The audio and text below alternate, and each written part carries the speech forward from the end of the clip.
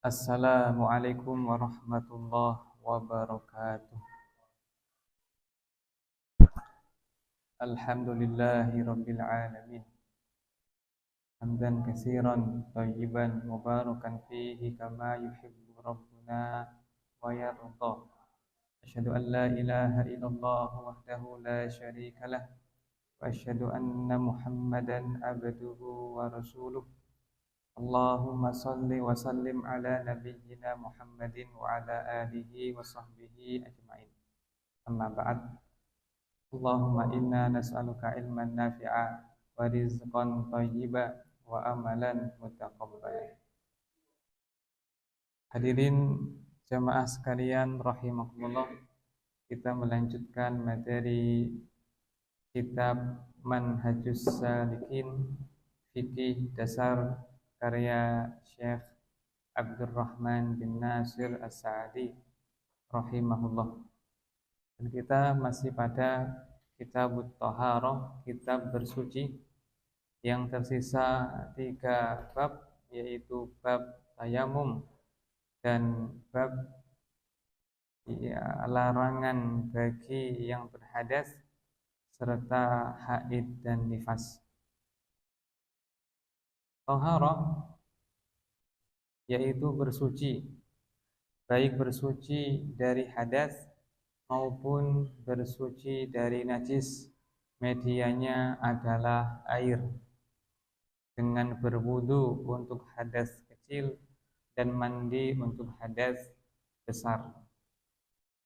Jika tidak ada air, maka menggunakan penggantinya, yaitu sha'id.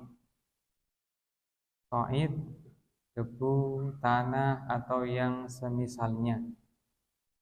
Dan 2 ini merupakan media untuk bersuci, air dan sha'id, debu, tanah, atau semisalnya.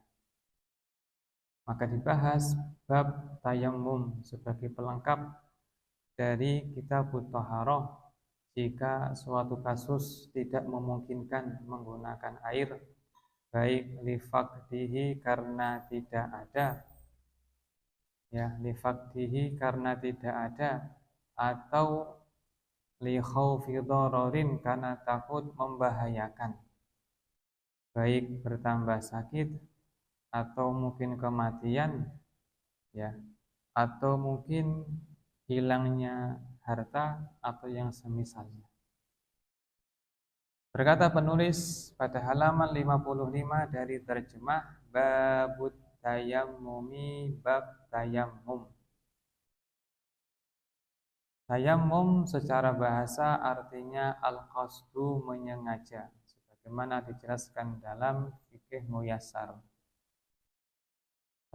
Secara istilah, yakni menyengaja menggunakan sha'id, yakni debu atau yang semisalnya, untuk mengangkat hadas besar maupun kecil dengan cara ditepukkan padanya dan diusapkan pada wajah dan kedua telapak tangannya, disertai dengan niat dan syarat tertentu. Itu tayammum. Nah, berkata penulis wa huwan nau'us tsani minat thaharah, dan dia adalah jenis yang kedua dari bersuci. Yakni jenis yang pertama adalah air, yang kedua adalah debu. Baik untuk mengangkat hadas kecil maupun hadas besar. Hadas kecil dengan berwudu, hadas besar dengan mandi. Jika tidak ada air atau terhalangi, maka menggunakan debu, dan bisa untuk hadas kecil maupun hadas besar. Itu maksudnya. Kemudian berkata penulis wa huwa badalun 'anil ma', dan ia pengganti dari air. Iza ta'azzara jika beruzur, isti'malul ma', penggunaan air, li'a'dha'it thaharah, pada anggota wudu. au ba'diha atau sebagiannya. Maaf ya. Untuk bagian toharoh bersuci, artinya tidak hanya wudu, tapi juga bisa untuk mengganti mandi. Au ba'diha atau sebagian dari anggota bersuci dengan sebab li'adami tidak adanya air au khaufi dhararin atau khawatir berbahaya istimali dengan menggunakannya. Maka tayamum ini sebagai pengganti jika adanya uzur dari penggunaan air yang digunakan pada anggota bersuci. Kalau wudhu berarti 4 anggota wudhu, yaitu muka, tangan, kepala, dan kaki. Kalau mandi berarti seluruh anggota badannya. Nah, ketika ada uzur semacam itu, maka boleh menggunakan debu sebagai tayamum. Di sini penulis menyebutkan 2 sebab. Li adami karena tidak adanya air, au khaufi dhararin bi istimali atau khawatir berbahaya dengan menggunakan. Yang pertama, karena tidak adanya air. Sebagaimana disebutkan dalam hadis dari Imran bin Husain radhiyallahu anhuma, bapak dan anak termasuk sahabat. Maka didoakan radhiyallahu anhuma. Dia berkata, Ra'an Nabiyyu sallallahu alaihi wasallam rajulan mu'tazilan lam yusalli bil qaum. Nabi pernah melihat ada seseorang yang menyendiri tidak ikut sholat berjamaah. Maka Nabi sallallahu alaihi wasallam berkata kepadanya, "Ya fulan, ma mana'aka an tusalliya ma'ana?" Wahai fulan, apa sebabnya yang menghalangi kamu dari ikut sholat bersama kami? Kata dia, asobatni janabah walama. Aku tertimpa junub dan tidak ada air. Nampaknya ini kasus ketika safar bersama dan orang ini mimpi basah, di pagi harinya tidak ada air. Maka Nabi Shallallahu Alaihi Wasallam mengatakan, alaika bis-sha'id, gunakanlah sha'id, fa innahu yakfi, karena ia mencukupi untukmu, yakni bersucilah dengan sha'id karena itu mencukupimu, sah untukmu. Dalam hadis ini ada isyarat bahwasanya di antara sebab boleh tayamum karena li'adami, tidak adanya air. Tidak adanya air. Baik ketiadaannya ini karena memang benar tidak ada air, atau ada air tapi tidak bisa ditempuh, atau ada air tapi khawatir jika diambil airnya maka akan membahayakan dirinya atau keluarganya atau hartanya. Ya. Ini atau ada air tapi waktunya mepet jika mengambilnya, atau mungkin jika menggunakannya maka habis waktu sholat, maka saat itu boleh tayamum. Karena tayamum itu ya hanya 1 menit ya. Menit ya. Misalkan nih 1 menit lagi akan masuk waktu zuhur. Maaf ya, waktu asar. Sementara dia belum sholat zuhur. Ya, kalau dia pergi ke sungai ngambil air maka akan menghabiskan waktu dan habis waktu sholatnya. Maka saat itu dia boleh bertayamum dan tidak ada 1 menit ya. Tepuk tangan, kemudian ditiup, usapkan ke kepala, dan kedua punggung tangan, selesai. Maka dia lebih praktis. Makanya di antara sebab boleh tayamum ketika dhayiqul waqt, yakni sempitnya waktu, mau masuk ke waktu sholat berikutnya. Nah, kemudian di sini juga menjelaskan Nabi menggunakan kata sha'id. Dan sha'id itu berbeda dengan turab. Turab artinya debu yang bisa ditiup. Ada butirannya. Kalau sha'id artinya wajhul ardi, permukaan tanah, permukaan bumi. Maka apapun yang ada di bumi itu adalah sha'id. Dan nas Quran juga sha'id. Ya, falam tajidu ma'an fatayammamu sha'idan thayyiban. Dan kalian tidak mendapati air, maka bertayamumlah menggunakan sha'id yang suci. Sha'id, yakni ini juga dikatakan oleh Sayyid Sabiq dalam Fiqhus Sunnah bahwa sha'id menurut ahli bahasa mereka ijma' bahwa maknanya bukan turab, bukan debu, tetapi wajhul ardi turaban kana aw ghairah. Turab itu maknanya adalah apa saja yang di permukaan muka bumi, baik ia debu maupun tidak. Tentu yang paling utama dengan debu. Dan zaman Nabi SAW tidak mesti ada debu, kadang kerikil, kadang pasir, kadang batu. Dan Nabi SAW pernah bertayamum dengan tembok. Dan tembok lazimnya itu tidak ada debunya kecuali yang kasat mata. Sebagaimana dalam hadis Abu Juhaim radhiyallahu anhu, dia berkata, "Aqbalan Nabiyyu sallallahu alaihi wasallam min nahwi bi'ri Jamal." Nabi sallallahu alaihi wasallam pernah datang dari arah sumur Jamal. Falakiyahu rajul, beliau bertemu dengan seseorang, fasallama alaihi, lalu ia mengucapkan salam kepada beliau, falam yarudda alaihi, tapi beliau tidak menjawab salamnya, hatta akbala alal jidar, hingga beliau menghadap tembok, famasaha biwajhihi wa yadayhi, dan beliau mengusap wajahnya dan tangannya, yakni tayamum. Summa radda alaihi salam, baru beliau mengucapkan membalas salamnya. Dan Nabi Shallallahu alaihi wasallam pernah berbuat demikian, menunjukkan bahwa sha'id itu tidak harus debu yang ada butirannya. Pokoknya setiap yang ada di permukaan muka bumi, maka ia bisa menjadi media untuk tayamum. Memang ulama selisih pendapat. Imam Asy-Syafi'i rahimahullah, beliau berpandangan bahwa sha'id itu maknanya adalah turab. Bahkan Syafi'iyah mengatakan lahu hubar, yang ada butirannya, yang ada yang bisa ditiup. Nah itu.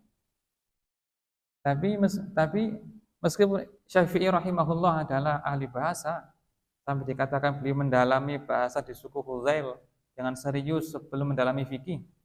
Tapi kata Sayyid Sabiq bahwasanya ajma'a ahlul lughah, para ahli bahasa telah sepakat bahwa makna sha'id bukanlah turab, tapi dia adalah wajhul ardi, segala yang di permukaan muka bumi, turaban kana aw ghairah, baik dia itu debu maupun bukan. Dalam kitab Lisanul Arab karya Ibnul Manzur, beliau menyebutkan ucapan dari Abu Ishaq Al-Farra, pakar bahasa.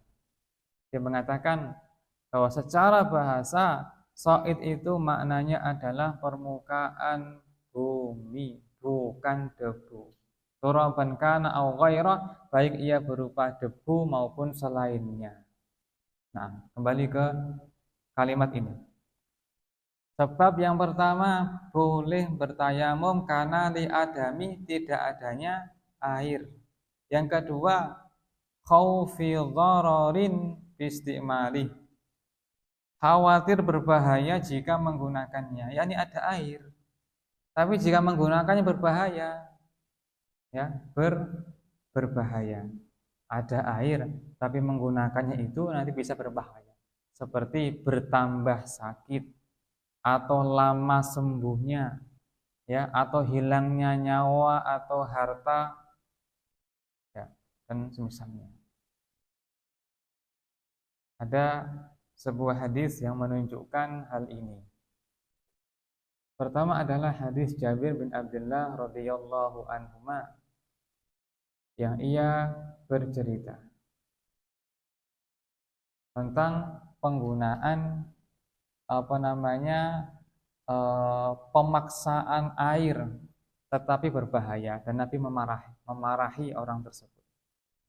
Kunna fi safarin, kami dahulu pernah safar. Fa asaba rajulan minna hajarun fashajjahu fi ra'si. Salah seorang di antara kami tertimpa batu hingga mengenai kepalanya dan luka. Tsumma talam, lalu ia pun bermimpi. Yani mimpi basah. Malam harinya dia mimpi basah, pagi harinya fasa'ala ashabah, ia bertanya kepada teman-temannya, hal tajiduna li rukhsah fit tayammum? Apakah kalian mendapati rukhsah untukku untuk bertayamum? Yani kepalaku ini ya kena batu berdarah. Kalau aku mandi jinabat nanti berbahaya. Kata mereka, la najidu laka rukhsah wa anta takdir alal ma. Kami tidak mendapati keringanan untukmu selagi kamu mampu untuk mengenai air. Tsummaghtasala famat, maka orang itu pun mandi dan mati. Kena kepala maka mati. Falamma qadimna ala Rasulillah sallallahu alaihi wasallam ukhbira bidzalik. Ketika kami mendatangi Nabi sallallahu alaihi wasallam, beliau diberitahu perkara tersebut. Maka beliau marah. Qatalahumullah. Mereka telah membunuhnya, semoga Allah membunuh mereka. Ala sa'alu idza lam ya'lamu, tidakkah bertanya jika mereka tidak tahu? Innama syifa'ul ayyi su'al, obat kebodohan adalah bertanya. Innama kana yakfihi an yatayammam, cukup bagi dirinya untuk bertayamum. Ini hadis yang disepakati sahih sampai sini. Kata Syekh Albani rahimahullah, adapun terusannya ini terusan dari rawi yang lemah, yaitu tambahannya adalah lalu ia membalut lukanya dan mengusapnya, dan bagian yang lainnya adalah dikenai air. Ini tidak benar. Ketika seseorang itu sudah terhalangi dari mandi jinabat karena sebuah luka, maka cukup baginya tayamum, tidak perlu dia mandi. Sementara bagian yang kena luka dia biarkan atau dia usap sebagai ganti dengan masul khuffain ataukah tayamum, tidak. Tapi langsung diwakili dengan tayamum, tidak perlu mandi. Karena tambahan yang tadi kata Albani dan juga kata penyusun Aunul Ma'bud, itu tambahan dari seorang rawi yang lemah yang bernama Zubair bin Khuraik rahimahullah. Nah, kemudian berkata Ibn Taimiyah rahimahullah, para imam sepakat bahwasanya sangat dingin sekali itu keadaan boleh tayamum. Meskipun ada air sehat, tapi ketika cuaca sangat dingin sekali itu boleh pakai air. Bercerita Amr bin As radhiyallahu anhuma, dia bercerita ketika Nabi Shallallahu alaihi wasallam mengutusnya pada perang Dzatus Salasil. Ihtalamtu fi lailatin baridah syadidatil bard. Aku mimpi basah di malam yang sangat dingin sekali. Fa asfaqtu ini ghtasaltu an ahlak. Aku khawatir jika aku mandi nanti aku mati atau aku binasa. Ya. Fatayammamtu summa shallaitu bi ashabi sholatas subh. Maka aku pun tayammum, itu jinabat, tapi tidak mandi. Gara-gara apa? Sangat dingin sekali. Jadi khawatir celaka atau menimbulkan sakit apa gimana. Maka aku pun bertayamum dan sholat mengimami orang-orang pasukan. Falamma qadimna ila Rasulillah sallallahu alaihi wasallam akhbaru lahu dzalik. ketika kami telah kembali kepada Rasulullah Shallallahu Alaihi Wasallam, mereka menceritakannya. Ya Amr, ya, sholaita bi ashabika wa anta junub. Wahai Amr, apakah kamu sholat bersama teman-temanmu dalam keadaan junub? Kata Amr, ya Rasulullah, ya kan, kondisinya adalah sangat dingin. Maka aku teringat firman Allah Ta'ala, wala taqtulu anfusakum innallaha kana bikum rahima. Kamu jangan bunuh diri. Allah sangat sayang kepadamu. Maka aku tayamum dan aku sholat. Kata Amr, fadhahikan Nabiyyu sallallahu alaihi wasallam walam yakul syai'a. Rasulullah tertawa dan tidak berkata mengomentari apapun. Ini namanya takrir, penetapan Nabi. Ketika Nabi telah tersenyum tertawa dan tidak berkomentar, menunjukkan perbuatan Amr itu benar. Karena hukum syariat itu ada kalanya ucapan Nabi atau perbuatannya atau diamnya, persetujuan dengan diam atau takrir, hadis qauli, hadis fi'ali, hadis takriri. Nah, ini diantara contoh ya, yaitu bertayamum karena sebab khawatir berbahaya. Nah, berkata penulis, fayakumut turabu maqamal ma'i bi'an. Turab debu ya, turab artinya debu. Bisa digunakan untuk bersuci sebagai ganti air dengan cara, di sini penulis menggunakan ungkapan apa? Turab debu. Tapi bukan berarti beliau itu memandang harus pakai debu. Karena kalau demikian maka beliau punya pendapat baru dalam kitab Al-Mukhtarat Al-Jaliyah. Penulis buku ini punya kitab terbaru atau kita katakan itu qaul jadidnya beliau. Pendapat baru, sementara yang lainnya jika berselisih, berbeda, maka dikatakan pendapat lama. Dan beliau mengatakan bahwasanya so'id dalam ayat tersebut bermakna bukan debu, tapi wajhul ardi, apapun yang ada di permukaan muka bumi, baik itu debu maupun tidak. Maka definisi so'id dengan apa saja yang di permukaan muka bumi, ini pendapat ijma para ahli bahasa, versinya Sayyid Sabiq, disetujui oleh Fikih Muyassar, oleh Syalbani, oleh Al-Wajiz, ya, dan lain-lain. Dan juga tadi takrir dari Ibn Taimiyah dan juga ini apa namanya, Syekh Abdurrahman bin Nasir As-Sa'di. Maka apapun bisa menjadi ya media tayamum. Umpamanya sakit, bed rest. Tepuk mana yang paling mudah? Asal yakin tidak adanya najis. Asal yakin tidak ada najis. Ya, dan asal sesuatu adalah suci. Al-aslu fil asya' at-thaharah wal ibahah. Asal segala sesuatu itu adalah suci. Maka betres asalnya apa? Suci. Kalau bila najis harus ada buktinya. Kotorannya harus ada buktinya. Kalau sekedar dugaan nggak diterima. Maka dia boleh menempelkan pada tembok kambing atau pada betresnya, ya, itu kan boleh.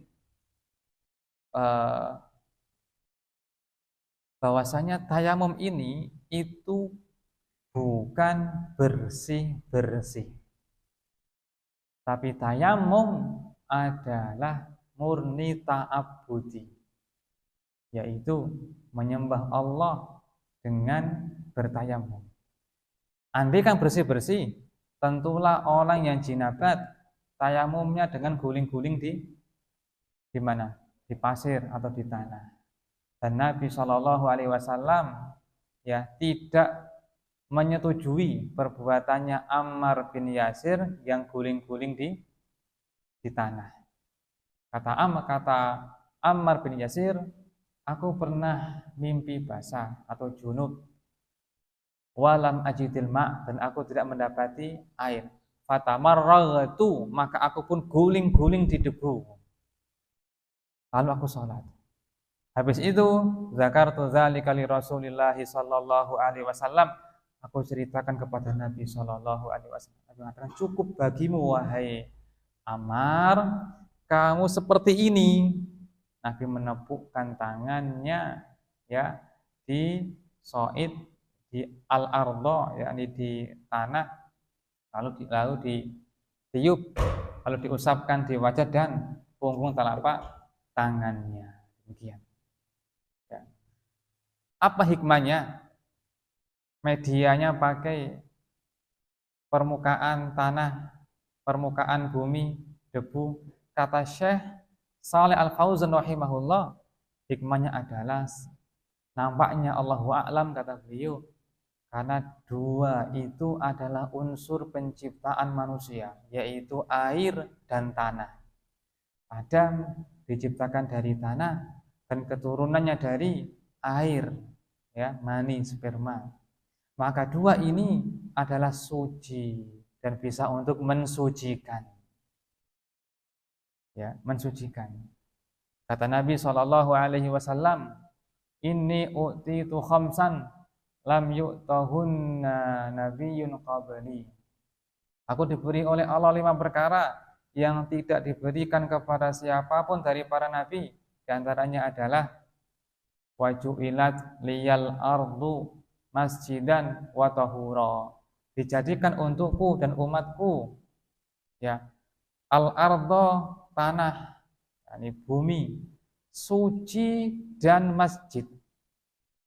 Artinya suci untuk bersuci dan masjid untuk tempat sholat. Fa ayyuma rajulin adrakathu shalah falyusalli.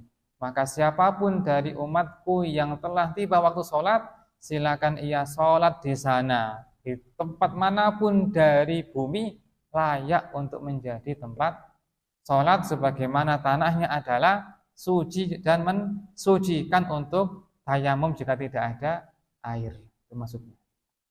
Kembali kepada ucapan penulis di sini. Sehingga debu bisa digunakan untuk bersuci sebagai ganti dari air dengan cara, ini ada 4 step tayamum. Ya, niat, bismillah, kemudian menepuk, ya, menepuk soid. Yang keempat, mengusapkan ke anggota tayamum. Di 4 ya. Niat, terus bismillah, menepuk, mengusap. Ya. Niat, bismillah, menepuk dan mengusap. Terkait niat, karena semua amal sholih butuh niat. Innamal a'malu binniyat, amal tergantung niat. Dan hadis ini menunjukkan fungsi dari niat ada 2. 1, membedakan satu ibadah dengan ibadah yang lainnya. Seperti 2 rakaat di waktu subuh, apakah niatnya qabliyah atau sholat fajar subuh, gitu kan? Dan yang kedua, membedakan kebiasaan dengan ibadah. Mandi di pagi hari, di hari Jumat. Apakah niatnya untuk sekedar ke kantor ataukah karena hari Jumat? Kalau hari Jumat maka berpahala, kalau sekedar ke kantor jadi tradisi tidak berpahala. Itu niat. Maka niat, ya, berfungsi demikian. Potongan berikutnya, wa innama likulli imri'in ma nawa. Masing-masing orang mendapatkan berdasarkan niatnya. Ini berkaitan dengan ikhlas dan tidak. Kalau ikhlas karena Allah, maka berpahala. Jika tidak, maka tidak. Itu. Berkata penulis, 1 yanwi raf'ama alaihi minal hadas. Berniat menghilangkan hadas yang ada padanya. Demikian. Niat menghilangkan hadas. Meskipun niatnya demikian, ternyata ada pikiran sholat, sah sholatnya. Kan ada 2 itu niat. Bisa niatnya karena ingin menghilangkan hadas, atau niatnya untuk istibahatus sholat, agar boleh sholat. Umpamanya dia sudah batal nih, tapi pengen suci. Ya, maka dia tayamumnya karena pengen menghilangkan hadas. Tiba-tiba setelah gitu ada pikiran pengen sholat sunnah, nggak ada masalah, nggak ada masalah.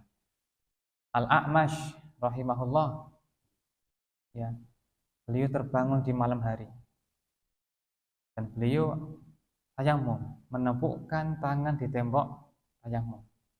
Dikatakan kepada beliau, apa sebabnya, apa dorongannya?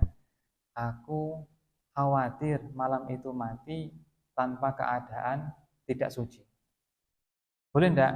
Boleh. Demikian. Kata Aisyah radhiyallahu anha, kana Nabiyyu sallallahu alaihi wasallam idza kana junuban waqtasal, apabila Nabi junub dan malas, maka beliau tayamum dan tidur. Kata Aisyah radhiyallahu anha demikian. Dan juga isyarat dari hadis yang tadi yang sahih, kata Al-Hafidz Ibnu Hajar, hadis tentang tata cara tayamum yang paling sahih ada dua. Satu hadisnya Ammar bin Yasir, yang kedua hadisnya Abu Juhaim, ya, bin Simmah Al-Ansari radhiyallahu anhu.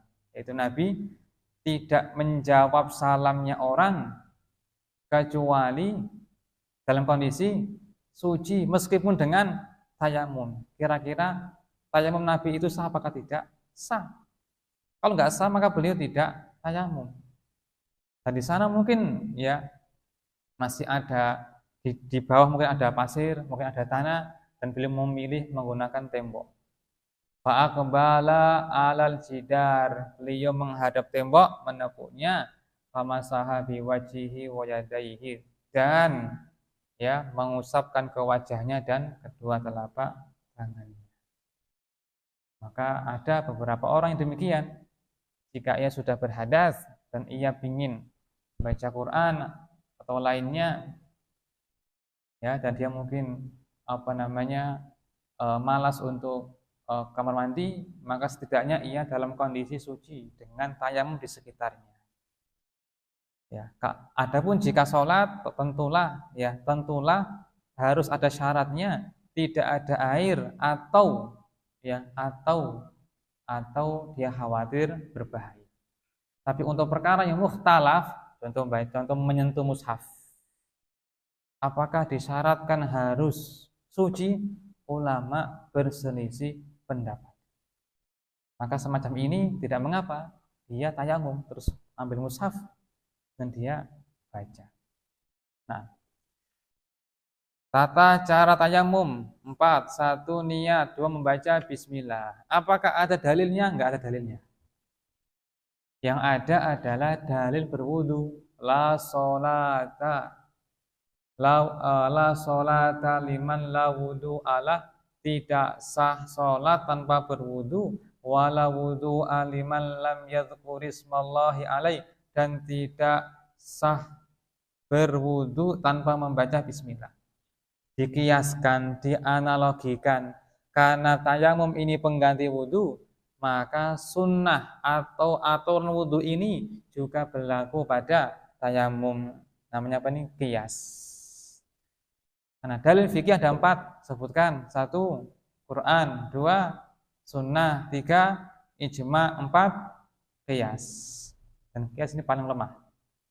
Qiyas ini hujah yang paling lemah dari selainnya. Kata Syafi'i rahimahullah, gunakan qiyas ketika darurat saja. Makanya ini enggak disepakati oleh para ulama. Bahkan jumhur ulama mengatakan bahwa bismillah dalam bersuci, mandi, wudu, tayamum, ya, tidak wajib, hukumnya sunnah. Yang mengatakan wajib adalah ulama Hanabilah dan penulis ulama Hanabilah. Ya, niat bismillah. Sekarang yang inti, 2 ini yang inti yang disepakati. Menepuk, summa yadribut turaba biyadaihi marratan wahidah, lalu menepuk. Nah, kalau di sini memukul, ya, lebih tepatnya menepuk. Menepuk turab dengan kedua tangannya sekali tepukan. ya, tepuk, lalu muka, bebas, caranya bebas. Contoh, ya. Kemudian ke atas biar biar bisa sempurna. Ini versi saja lah ya. Terus bawah, kembalikan ke depan. Tarik bawah. Di antara cara biar bisa sempurna, ya. Atas, sempurna semua. Tapi caranya bebas. Mau, eh? Betul. Ini yang pokok ya, tapi itu nanti sunnah ya. Kita bicara pokok dulu. Biar tahu mana yang pokok. Yang pokok adalah tepuk dan stopkan. Ya. Kalau tangan gimana? Tangan cukup punggungnya saja. Ya. Mau yang gini dulu boleh, gini dulu boleh, serah. Tapi yang sunnah, yang kiri ke kanan. Ya. Gini boleh, gini boleh, gini boleh, serah ya. Ya, gini ya. Lihat. Baik, sampai rusghi, sampai sini pergelangan ataukah sampai mirfaqain, mirfaq. Ini ulama selisih pendapat. Syafi'i rahimahullah berpandangan sampai mirfaq, sampai siku-siku. Syafi'iyah, Imam Syafi'i. Imam Ahmad bin Hambal, Hanabilah sampai pergelangan tangan. Ini yang lebih kuat. Kenapa? Karena hadis tentang tayamum yang paling sahih, kata Al-Hafidh Ibnu Hajar, hadisnya Ammar bin Yasir dan lafalnya kafain. Kafain itu adalah telapak tangan.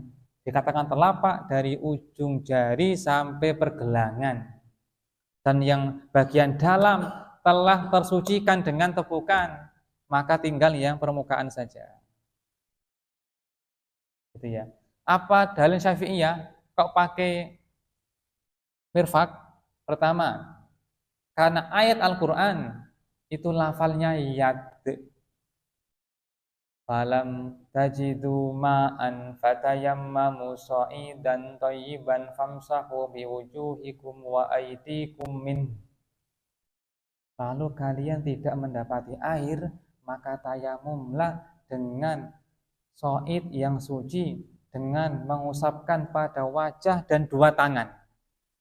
Dan lafal dua tangan ini sama dengan lafal wudhu dua tangan, menunjukkan sebagaimana wudhu sampai mirfak, maka demikian juga dengan tayamum sampai mirfak, yakni sampai siku-siku. Adapun hadis Amr tadi, ya, gimana menjelaskannya? Ya, ini anak belum membaca. Apa alasan bagaimana mereka menjelaskan hadis Ammar yang lafalnya itu ya famasaha wajahu wa kaffaihi, mengusap wajah dan dua telapak tangannya. Itu ya. Baik, kembali ke sini. Yang ketiga ya, kan tadi kan niat, bismillah. Yang ketiga menepuk. Marratan wahidatan, menepuknya sekali saja. Ini yang sahih dari hadis Ammar bin Yasir. Ada hadis lemah, yakni ya at-tayammumu darbatan. Darbatun lil wajhi wa darbatun lil yadain. Tayamum itu dua tepukan, tepukan untuk wajah dan tepukan untuk dua tangan. Hadisnya dikatakan oleh Al-Hafidh Ibnu Hajar sanadnya lemah. Tapi diamalkan oleh para ulama, mengatakan dianjurkan dua kali. Ini versinya Syafi'iyah. Berkata penulis di sini juga sama. Fa in daraba marrataini fala ba's. Jika ia menepuk dua kali enggak ada masalah. Ya. Jika menepuk dua kali enggak ada masalah. Kalau berkata mana yang afdal? Tentu yang afdal sekali. Karena demikian hadisnya yang sahih atau yang paling kuat. Ya. Baik, sekarang saya peragakan. Bismillah.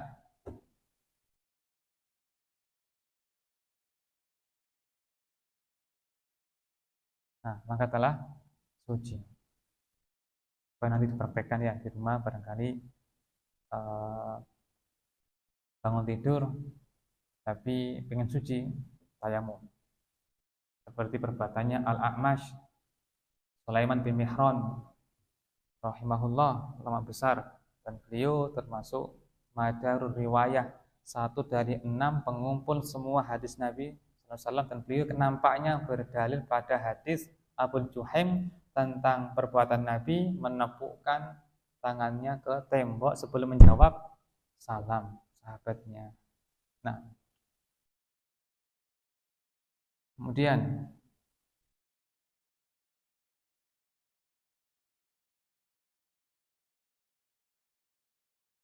muncul pertanyaan, bagaimana jika ya setelah tayamum masih di waktu itu sebabnya hilang, umpamanya ada air? Jawabannya adalah sholatnya sah dan tayamumnya batal setelah itu. Tapi sholat yang ia kerjakan sah, tidak perlu mengulangi. Kata Abu Sa'id Al-Khudri radhiyallahu anhu, ia bercerita, ada 2 orang safar dan keduanya tidak mendapati air, maka keduanya bertayamum dan keduanya pun sholat. Di waktu yang sama, yakni belum keluar waktu berikutnya, ternyata mereka menjumpai air. Maka salah seorang dari keduanya mengulangi sholatnya dengan berwudu pakai air yang telah ada. Sementara sahabat yang kedua tidak mengulangi sholatnya. Ketika mereka telah sampai kepada Nabi SAW, Nabi berkomentar kepada orang lilladzi lam yu'idis sholah, kepada orang yang tidak mengulangi sholatnya, qad asabtas sunnah wa adza'at ka sholatuk, kamu telah mencocoki sunnah dan sholatmu tadi sah. Dan berkata kepada orang kedua yang mengulangi sholatnya, lakal ajru marratain, kamu mendapatkan pahala 2 kali lipat. Ucapan Nabi ini menunjukkan mana di antara keduanya yang paling benar. Yang mana jamaah? Yang pertama, qad asabta sunnah, kamu telah sesuai sunnahku. Itu yang betul, itu yang benar. Dan sholatmu itu sah, maka sholatmu itu sah, benar. Adapun ucapan Nabi kepada orang yang kedua tadi, kamu mendapatkan 2 pahala, yakni pahala sholat wajib dan pahala sholat sunnah, karena yang kedua dianggap sholat sunnah. Ketika ada orang ragu dan ia pun mengulangi sholatnya, maka salah satu dari keduanya dianggap sholat sunnah. Umpamanya gini, bangun jam 4, dikira itu, maaf ya, bangun jam 2 ya, dikira sudah asar, gak lihat jam dia, sholat asar dia. Lihat jam, habis salam ternyata jam 2. Maka sholat asarnya nggak sah ya. Apakah dia nggak mendapatkan pahala? Dapat. Sholat itu menjadi sholat sunnah untuk dirinya. Pakai hadis tadi, lakal ajru marratain, kamu mendapatkan pahala 2 kali lipat. Sekarang yang terakhir, ayat. Penulis di sini menyebutkan 2 dalil utama dari tayamum. 1 Al-Maidah ayat 6 dan hadis Jabir dalam muttafaqun alaih dan telah disinggung di muka tadi. Maka telah selesai. Tinggal terakhir pembahasannya itu, yaitu nawaqidut tayamum. Apa saja yang membatalkan tayamum? Jawabannya adalah, yang membatalkan tayamum adalah apa saja yang membatalkan wudu. Dan wudu batal karena kemarin ya, 1, apa saja yang keluar dari 2 jalan. Yang kedua, hilangnya akal dengan tidur atau semisalnya. Yang ketiga, menyentuh kemaluan, ya, menyentuh kemaluan. Yang keempat, makan daging onta.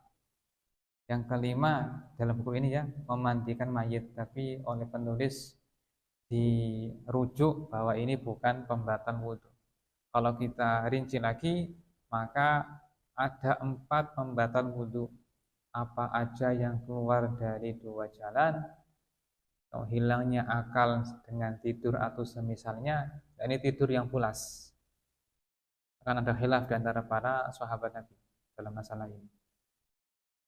Yang ketiga, menyentuh kemaluan. Lebih tepatnya dengan syahwat, untuk menggabungkan 2 hadis. Yang keempat, usai makan daging onta. Ini mufradat Hanabilah. Artinya madhab yang lainnya mengatakan tidak membatalkan, tapi hanya dianjurkan berwudu. Maka kalau dikompres lagi jadi 3 dikompres lagi jadi 2. Yaitu apa? Yaitu keluarnya dari 2 jalan serta tidur pulas. Dua ini yang umumnya para fuqaha menyetujuinya. Kalau yang pertama ijma. Dan di sini tidak disebutkan apa? Menyentuh wanita. Menyentuh wanita tidak membatalkan sholat. Tidak membatalkan wudu. Dan ini diselisihi oleh Imam Syafi'i dan Syafi'iyah yang mengatakan batal wudu dengan sekedar menyentuh wanita.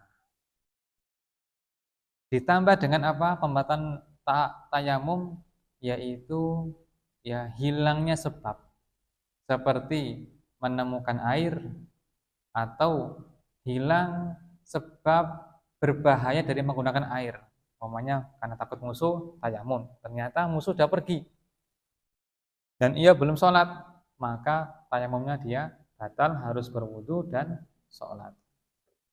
Tambahan lagi yang terakhir, yaitu karena tayamum ini adalah badal untuk pengganti untuk berwudu, maka dibolehkan apa yang dibolehkan dari wudu. Umpamanya tayamumnya sebelum masuk waktu sholat boleh.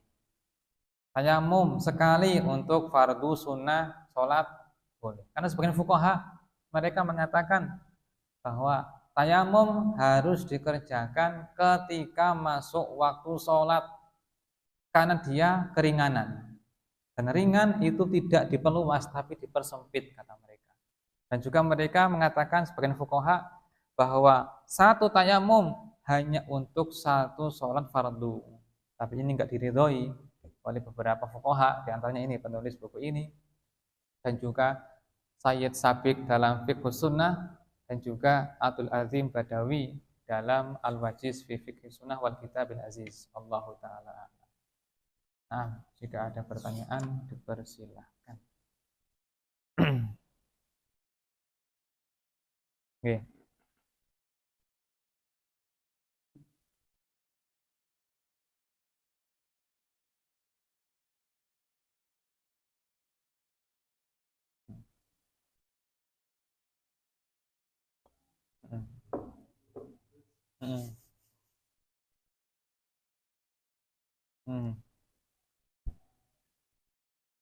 Nah, baik. Ini berkaitan dengan tadi ya, dengan so'id. So'id itu maknanya apa? Media tayamum. Asy-Syafi'i rahimahullah berpandangan ia adalah turab. Berkata Syafi'iyah, lahu hubar, yang memiliki butiran-butiran debunya. Tapi pendapat ini pendapat yang kurang kuat, karena ahli bahasa telah sepakat makna so'id dan thayyibah bukanlah debu, tapi wajhul ardi, apa saja yang ada di permukaan muka bumi, baik ia berdebu ataukah tidak. Maka bisa menempukkan pada punggung kursi depan, baik di bus, di kereta, di pesawat, sama saja. Dan asal sesuatu adalah suci. Kalau bilang najis, mana buktinya? Al aslu fil asya' at-thahara, kata penulis. Asal sesuatu adalah suci. Nggak boleh bilang najis kecuali ada dalilnya, maksudnya ada buktinya. Selama nggak ada buktinya, maka tetap dia pada kesuciannya. Terutama pesawat, tentu lebih diperhatikan kebersihannya pesawat kereta. Allahu a'lam. Jelas sih.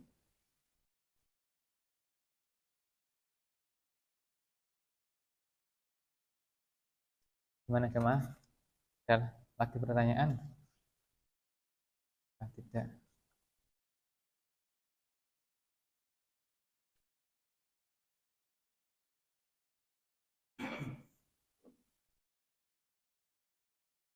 Masih dua bab ya, dua bab.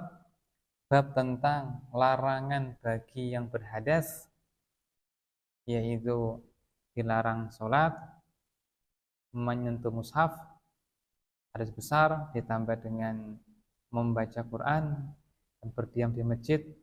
Bagi yang haid ditambah dengan dilarang puasa, dilarang dijima, ya, dan dilarang dicerai. Dan bab berikutnya tentang haid dan nifas. Tinggal dua bab dari kitab Thaharah. Nah, kita tutup ya, Pak Win. Demikian semoga bermanfaat. Mohon maaf jika ada ungkapan yang kurang berkenan. Jika ada yang meragukan, silakan ditanyakan kepada Ustazina Muhammad Nur Yasin. Allahumma sholli wa sallim ala nabiyyina Muhammadin wa ala alihi wa sahbihi wa baraka wa sallam. Subhanakallahumma wa bihamdika asyhadu an la ilaha illa anta astaghfiruka wa atubu ilaik. Wassalamualaikum warahmatullahi wabarakatuh.